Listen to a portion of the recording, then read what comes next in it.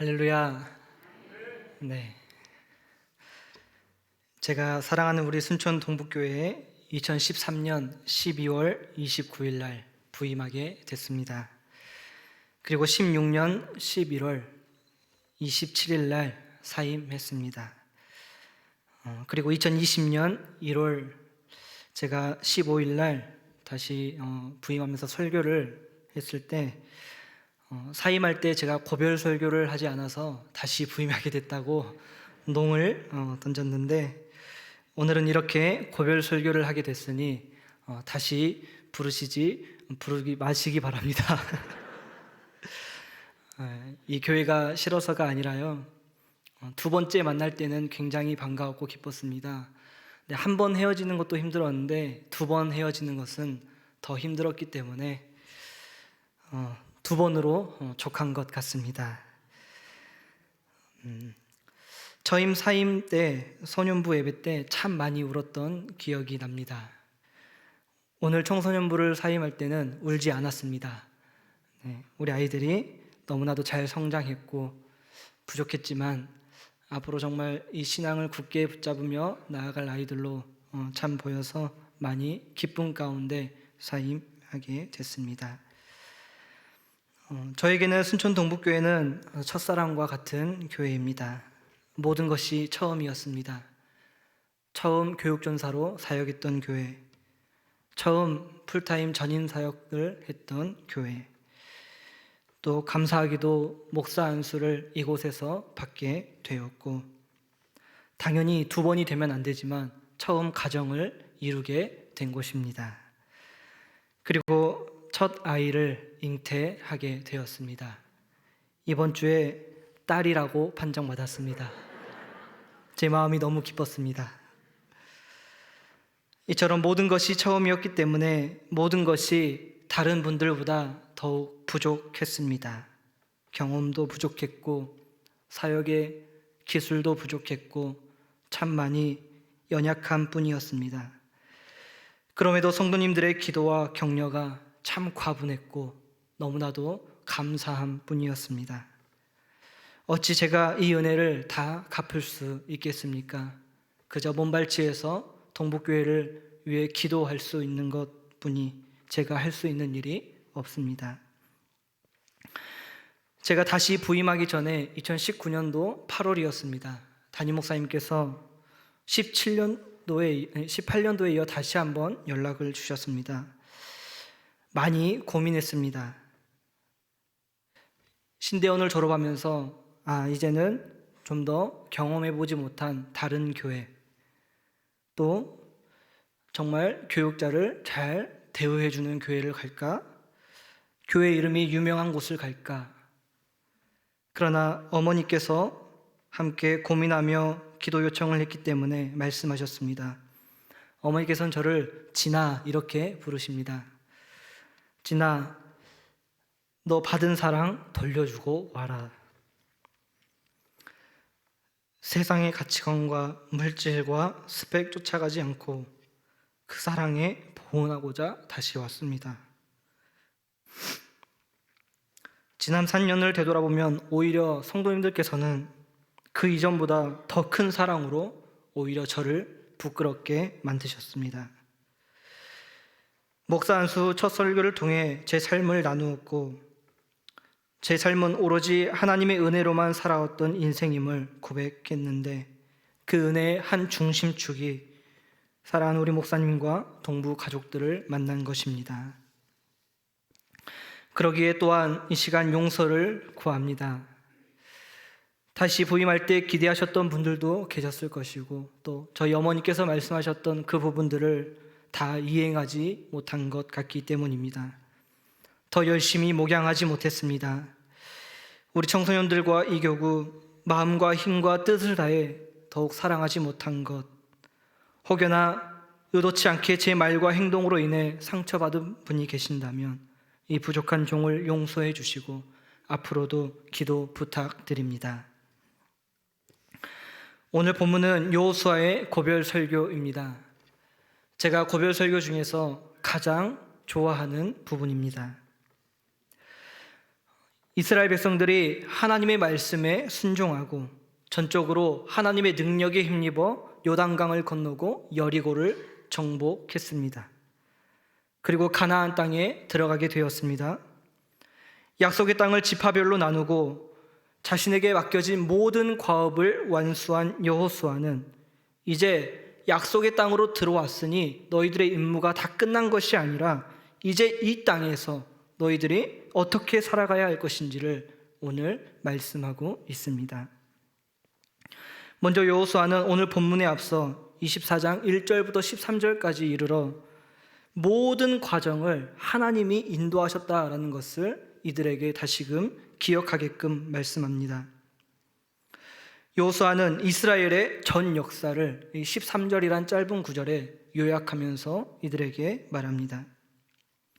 3절에서 말씀합니다. 아브라함을 내가 이끌었고 내가 모세와 아론을 보내었고 너희를 인도하여 내었으며 8절에서 내가 그 땅으로 너희들을 들어가게 하였고 11절 내가 여리고 주민들 7 족속을 너희에게 넘겨 주었고 12절 내가 아모리 족속의 2 왕을 쫓아내게 하였고 또한 13절에서는 너희의 칼이나 너희의 활로서 이 모든 것들을 이룬 것이 아니라 너희가 수고하지 않았고 너희들이 건설한 성이 아니고 너희가 거기 거주하며 너희가 심지 않은 포도원과 감람원의 열매를 나 때문에 너희들이 먹고 거주하게 되었다라고 하나님께서 말씀하셨습니다.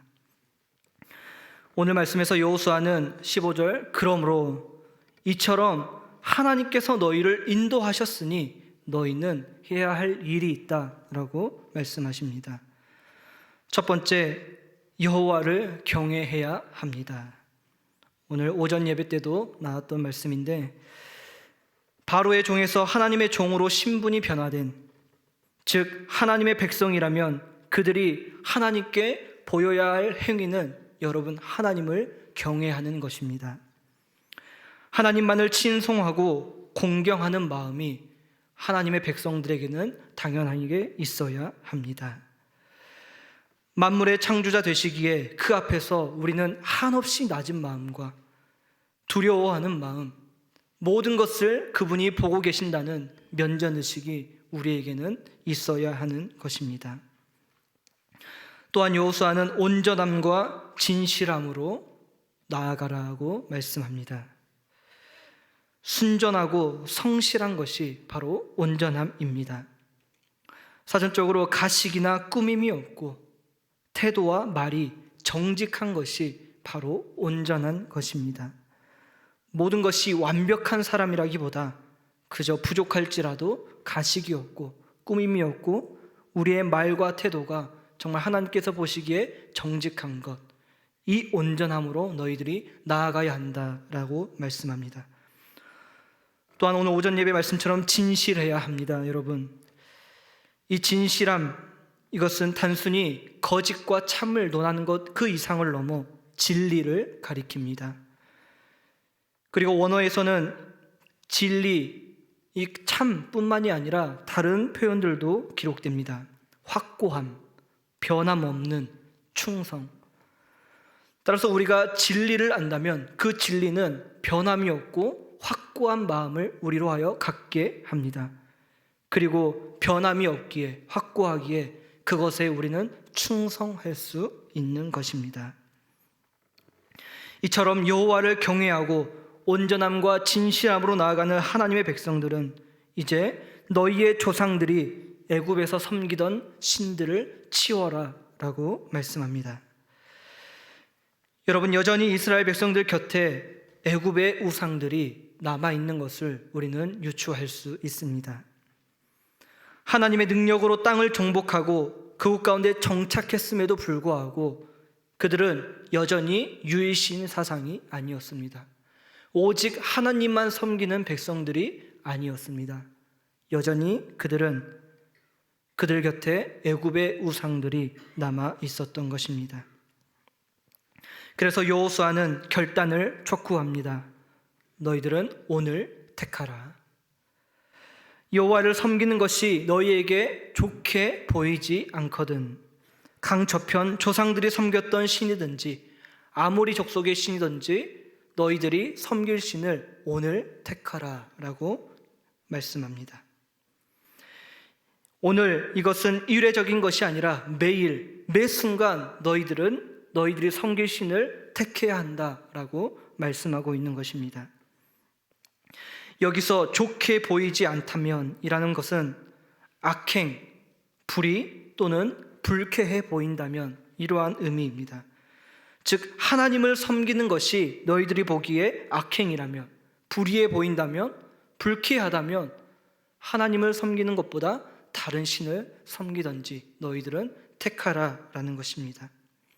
그러나 여러분, 하나님을 섬긴다는 것, 그리고 하나님이라는 이 존재는 불의와 악행과 함께 공존할 수 없는 단어입니다. 그런데도 실제로 그들은 여호와 하나님보다 다른 신을 섬기는 게 그들 눈에 더 좋게 보였습니다. 그리고 그것들을 섬겼습니다. 풍년을 기원할 때는 풍요를 상징하는 신들을 섬겼고, 당시 가장 큰 축복이라 여겼던 이 다산을 상징한, 다산을 원할 때는 그것을 표현하는 신들을 섬겼고, 필요에 따라 그들의 마음이 항상 바뀌었습니다. 여러분, 오늘날 우리들의 눈에도 마찬가지입니다. 우리 하나님을 섬기는 것보다 세상 사람들과 그들이 좋아하는 것을 똑같이 추구하는 게 더 좋게 보일 때가 있습니다. 오히려 하나님을 섬기는 것이 좋지 않게 느껴집니다. 불쾌한 것입니다. 주일날 시간을 내야 하고, 봉사해야 하고, 물질을 내야 하고, 인간관계가 항상 좋지만은 않고 주의 일을 하며 때로는 상처를 받기도 합니다. 그러나 그래서 더 좋아 보이는 강 저편 조상들의 신, 아모리 족속 애굽의 신을 우리가 따르게 됩니다. 사랑하는 성도 여러분, 여러분은 오늘 무엇을 선택하시겠습니까? 여호수아는 결단합니다. 나와 내 집은 오직 여호와를 섬기겠습니다. 여러분, 여호수아도 당시 그들의 문화, 이방 족속의 신들의 특징을 몰랐을 리 없습니다. 어떤 신을 섬겨야 나에게 이러한 상황에서 유리하겠구나. 결코 모르지 않았습니다. 그러나 고백합니다. 나와 내 집은 오직 여호와를 섬기겠노라. 이 집은 가족, 종들, 그 모든 것을 포함하는 장소적 의미입니다. 여러분, 여호수아가 이렇게 결단할 수 있는 근거가 무엇입니까? 앞서 여호수아가 백성들에게 언급했듯이 하나님께서 지난 이스라엘의 모든 역사에 개입하시고 함께 하셨습니다. 그들을 지금까지 인도해 주신 것을 여호수아는 알고 있기에 이렇게 결단합니다. 뒤를 돌아보면 모든 것이 하나님의 은혜였고, 하나님의 은혜가 아닌 것이, 하나님의 인도하심 없이 한순간도 살아갈 수 없는 존재라는 것을 여호수아는 알고 있었기 때문입니다. 무엇보다 하나님의 백성들은 이 땅에서 무엇을 추구해야 하는지, 이 땅에서의 유익을 쫓는 사람들이 아니어야 한다는 것을, 그리고 이 땅의 삶이 끝이 아님을 여호수아는 알고 있었기 때문입니다.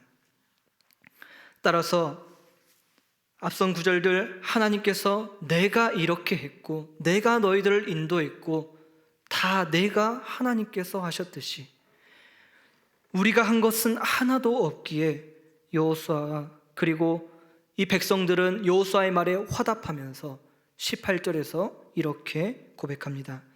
그는 우리 하나님이로다. 이렇게 고백할 수 있는 우리 순천 동부 가족들이 되시기를 간절히 축복합니다. 하나님보다 내 마음과 내 생각을 더 사로잡고 있는 그 모든 것들이 바로 여러분 아모리 족속의 신들이고, 이들의 선조들이 강 저편에서 섬겼던 신들인 것입니다. 그것이 바로 내 자녀가 될 수도 있고, 내 재산이 될 수도 있고, 내 명예가 될 수도 있고 내가 가장 좋아하는 취미 생활이 될 수도 있으며 내가 마음 두는 그 모든 것들이 될 수 있습니다. 여러분, 이렇게 결단하기가 두려우십니까?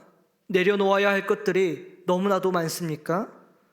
하나님께서 그러한 여호수아에게 말씀하셨습니다.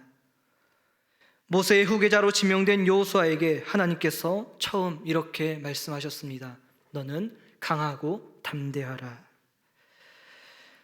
공동 번역을 보면 힘을 내라, 용기를 가져라 하나님께서 말씀하셨습니다. 사실 하나님께서는 여호수아뿐만 아니라 모세의 죽음을 보고 여호수아와 똑같이 두려움과 염려에 빠져 있는 모든 이스라엘 백성들을 향해 강하고 담대하라, 용기를 내라 말씀하신 것입니다. 하나님께서 여호수아와 백성들에게 강하고 담대하라 말씀하시면서 병법과 무기와 병력을 주시지 않았습니다.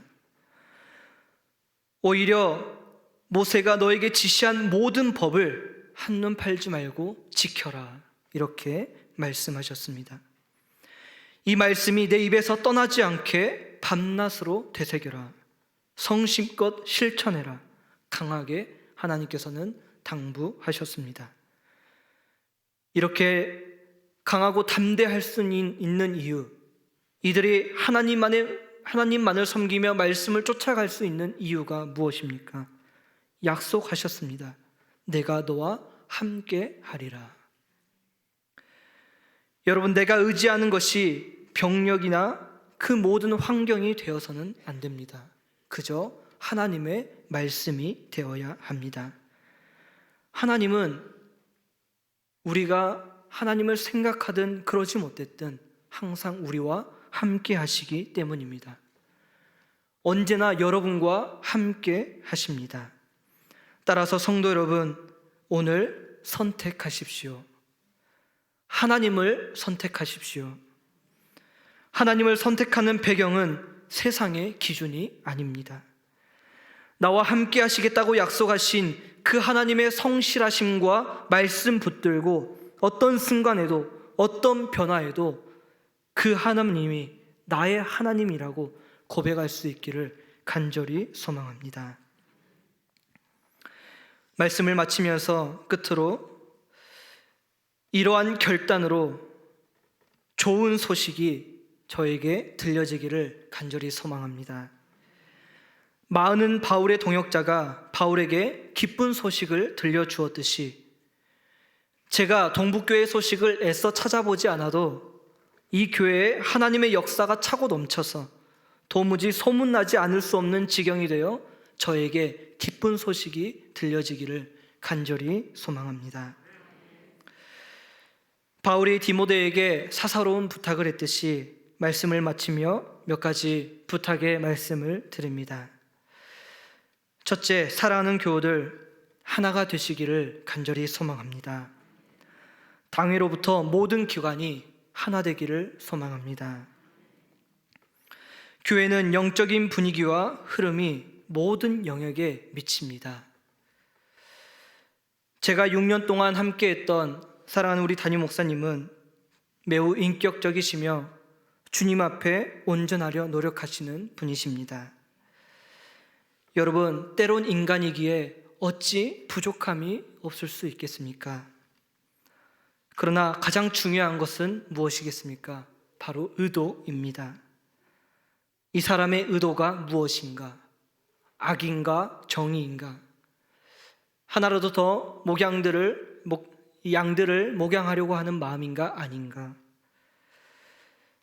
제가 본 우리 담임 목사님은 너무나도 순수하시고 성실하십니다. 그렇기에 때로 부족할지라도 그저 협력하여 선을 이룰 수 있기를 소망합니다. 분당 우리 교회 이찬수 목사님께서 이런 표현을 하셨었습니다. 당회가 모두가 찬송하는 분위기인데 한 장로님이 거절을 하더랍니다. 그런데 우리가 얼마나 더 잘된 선택을 할 수 있는가, 얼마나 합리적인 선택을 할 수 있는가가 중요한 것이 아니라 이 장로님의 의견이 그렇다면 한 사람만 반대하는데 그분의 뜻을 우리가 따라주자. 그 뒷일은 하나님께서 어떻게 하실지 우리가 지켜보며 반성하며 성찰해 나가면 될 것이다 라고 말씀하셨습니다. 담임 목사님의 의도가 어찌 모든 목회에 있어서 악이 있겠습니까? 그저 협력하여 때로는 합리적인 선택이 되지 않을 수도 있지만 한 목소리와 한 마음으로 날마다 마음을 같이하여 그때의 하나님의 역사가 일어나기 때문에 이 교회가 한 마음 한 뜻으로 좋은 역사들을 이루어 나가기를 간절히 소망합니다. 또한 지난주 말씀을 통해 데살로니가전서 5장 12절에서 바울은 교회를 섬기는 이들을 사랑으로 귀히 여겨라 말씀합니다. 이미 많은 분이 그렇게 하고 계십니다. 저에게 과분한 사랑을 베풀어 주셨듯이 성도 개개인이 많은 사랑을 섬기는 분들에게 베풀고 계십니다. 그러나 그렇게 개개인이 하기 이전에 먼저 교회가 행정적으로 제도적으로 목자들과 교육자들과 그 모든 이들을 편안하게 교회를 위해 일할 수 있도록 귀히 여겨주시고 사랑해 주셔야 합니다. 마지막으로 이 성경의 모든 권면을 아우르는 것이 이것밖에 더 있을까 싶습니다. 여러분, 예수님 잘 믿으시기 바랍니다. 성도가 서로 사랑하는 것, 역동적이고 사도행정적인 교회가 되는 것, 우리 모든 삶을 아우를 수 있는 것은 예수님을 잘 믿을 때 일어나는 것입니다. 예수님을 향하여 충성하고 신실하게 그분만을 따르며 단순히 내가 보이지 않는 것을 믿는다는 이 지적 동의의 차원이 아닌 예수께만 오로지 신뢰하며 충성하는 사랑하는 우리 동부 가족들 되시기를 축복합니다. 끝으로 주 예수 그리스도의 은혜와 평강이 여러분들과 함께하기를 간절히 축복합니다. 우리 함께 찬양하며 기도하겠습니다.